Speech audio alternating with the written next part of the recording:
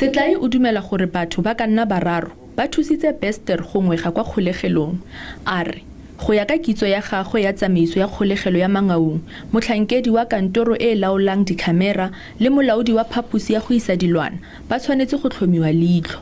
A re go mongwe yo neelaneng ka tetla gore setopo se tsene kwa kgolegelong le gore Bester a tswe.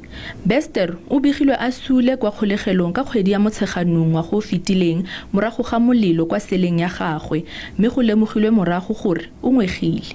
Batshoko ba ibang bane ba le haufinyane mo motho e bangwe etsa diphuputso ka gare o tshwantswe a trace o twa ka nako eo gore na Bester o na le kae ka nako e itseng o ba ntho tse jalo di ka etsahala fela mokatong o lo thungwa sekolo o ba batho ba ibang ba kena sekolo ne ba sebedisa di-laptop ba ya bono ene ona le motho wa IT ya shebana le di-laptop tseno ga di a kenya ntho engwe ka ntlonto tsa sekolo ha eba neng ho etsaetse e le gore ona le motho ya mo fa monyetla o kapa wa mo kwalla ka ofising e itseng go etse ntho tseo ha ba ba mbona ntse banana mohlomong o sekolong.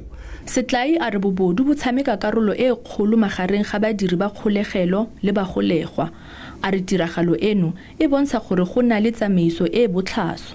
Batshwaruwa ke batho ba ba botlhale ka tsela e makatsang ba gona go assessa kapa hona o sheba mosebetsi e mong le e mong o phela jwang o rata eng ha rate eng ha ba le mo go motho a rata maemo ba tla o go isa maemo ano ene ba tla o freya go no etsa tjena le tjena le tjena o tla fumana sohle so se batlang ho rona bona ba tseba go ba etsetsa tsela ya bona ya hore ba mokole. Union ya SABC ya re leloko lwa yone lo luneng lo laola dikhamera tsa kgolegelo fa go begiwa gore Bester o shetse mo kgolegelong lo kubilwe.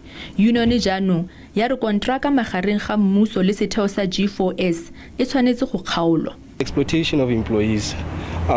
The benefits that are received by people who are working at G4S compared to those ones that are absorbed under the DCS government are totally different. Even the disciplinary proceedings themselves, they are totally different. In this instance, members are subjected to kangaroo courts, whereby if things are not done according to certain procedures, which cannot even be documented, then they are dealt with. SABC ya re gagamaditswe ke tsela e lefapha la ditirelo tsa tshiamiso lo tshwereng kgetsi eno ka lone. Kamogelo Siekwi, SABC News, Bloemfontein.